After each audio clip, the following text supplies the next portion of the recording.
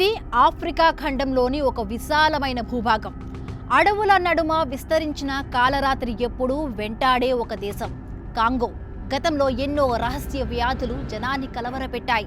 కానీ ఈసారి మరణం వేగంగా సంభవిస్తోంది.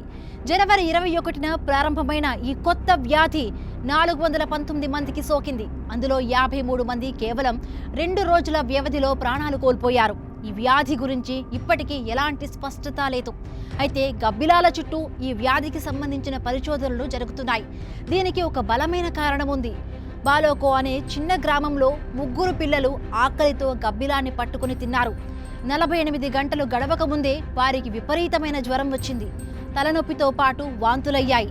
ఆ తరువాత కాసేపటికే ఈ 3 చిన్న ప్రాణాలు గాల్లో కలిసిపోయాయి. పిల్లల మరణంతో గ్రామమంతా భయంతో వణికిపోయింది. కొద్ది రోజుల వ్యవధిలో గ్రామంలో మరణాలు పెరిగాయి.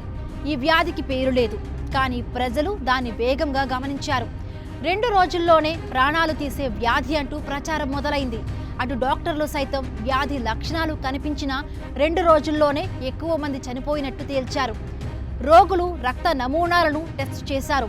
ఎబోలా కాదు, మార్బర్గ్ వైరస్ కూడా కాదని తేలింది. అయితే కొన్ని నమూనాలు మలేరియాకు పాజిటివ్ అని తేలాయి. కానీ మలేరియా ఇంత వేగంగా ప్రాణాలు తీయదు. అంటే వేరే వ్యాధి ఏదో ఉంది. అదేంటో మిస్టరీగా కొనసాగుతోంది. నిజానికి కాంగోలో ఈ తరహా అంతుబట్టని వ్యాధులు చెలరేగడం కొత్త విషయమేమీ కాదు. గతంలోనూ అనేక వ్యాధులు ఆ దేశాన్ని అతలాకుతలం చేశాయి. 2024లో ఓ మిస్టీరియస్ వైరస్ కారణంగా 143 మంది ప్రాణాలు కోల్పోయారు. ప్రపంచ ఆరోగ్య సంస్థ సైతం కాంగోలోని వింత వ్యాధుల పట్ల అనేకసార్లు ఆందోళన వ్యక్తం చేసింది. 2018 ఎబోలా కారణంగా కాంగోలో వేల మంది చనిపోయారు.